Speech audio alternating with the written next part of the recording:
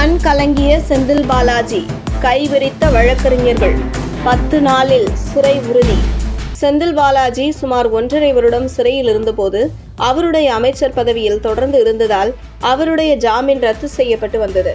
இந்த நிலையில் தன்னுடைய அமைச்சர் பதவியை துறந்து தற்பொழுதுதான் அமைச்சராக இல்லை, அதனால் ஜாமீன் வழங்கும்படி செந்தில் பாலாஜி கேட்டுக்கொண்டதற்கு இணங்க நீதிமன்றம் அவருக்கு ஜாமீன் வழங்கியது. ஆனால் ஜாமீனில் வெளியே வந்த செந்தில் பாலாஜி அடுத்த 2 நாட்களில் மீண்டும் அமைச்சராக பதவியேற்றது நீதிமன்றத்தை மிகப்பெரிய அளவில் கேலி கூத்தாக்கியது. அது மட்டுமல்ல, நீதிமன்றத்தை ஏமாற்றி செந்தில் பாலாஜி ஜாமீன் பெற்று வெளியே வந்தார் என்கிற கோபம் ஜாமீன் வழங்கிய நீதிபதிகளுக்கு இருந்தது. இதனைத் தொடர்ந்து அமைச்சர் செந்தில் பாலாஜி மீண்டும் அமைச்சராக பொறுப்பேற்றுக் கொண்டதால் அவருக்கு வழங்கிய ஜாமீனை ரத்து செய்யப்பட வேண்டும் என்று தொடர்ந்த வழக்கை செந்தில் பாலாஜிக்கு ஜாமீன் வழங்கிய அதே நீதிபதிகள் விசாரித்து வருகிறார்கள்.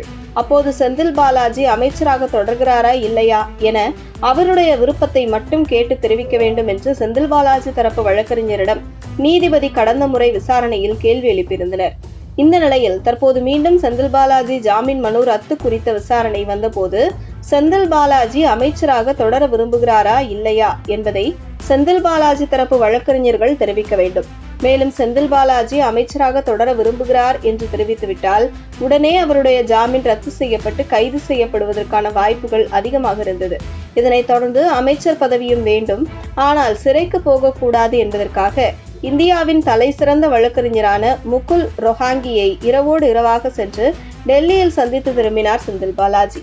இந்த நிலையில் மீண்டும் இந்த வழக்கின் விசாரணையில் செந்தில் பாலாஜி அமைச்சராக தொடர விரும்புகிறாரா இல்லையா என்பதை நீதிமன்றத்தில் தெரிவிக்க எங்களுக்கு கால அவகாசம் வேண்டும் என்று செந்தில் பாலாஜி தரப்பு வழக்கறிஞர் முகுல் ரோஹாங்கி தெரிவித்ததும் இதை வன்மையாக கண்டிக்கிறோம் என்று நீதிபதிகள் கண்டித்தனர். மேலும் இன்னும் 10 நாட்களுக்குள் செந்தில் பாலாஜி அமைச்சராக தொடர விரும்புகிறாரா இல்லையா என்பதை தெரிவிக்க வேண்டும் என்று திட்டவட்டமாக தெரிவித்துள்ளார் நீதிபதிகள்.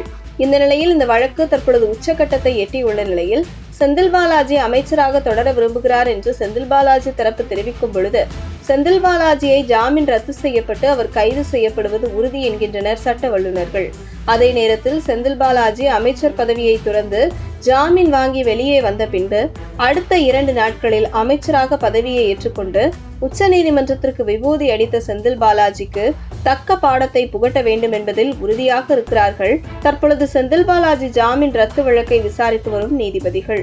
இந்த நிலையில் செந்தில் பாலாஜி தரப்பு வழக்கறிஞர்கள், இனி எங்கள் கையில் எதுவும் இல்லை, நீங்கள் அமைச்சர் பதவியை ராஜினாமா செய்யுங்கள், இல்லையென்றால் உங்கள் ஜாமீன் ரத்து செய்யப்பட்டு சிறை செல்ல நேரிடும் என செந்தில் பாலாஜி வழக்கறிஞர்கள் கைவிரித்து விட்ட நிலையில் கண்கலங்கி மிகப்பெரிய அச்சம் கலந்த குழப்பத்தில் செந்தில் பாலாஜி இருப்பதாக தகவல் வெளியாகியுள்ளது. உங்கள் தின சேவல்.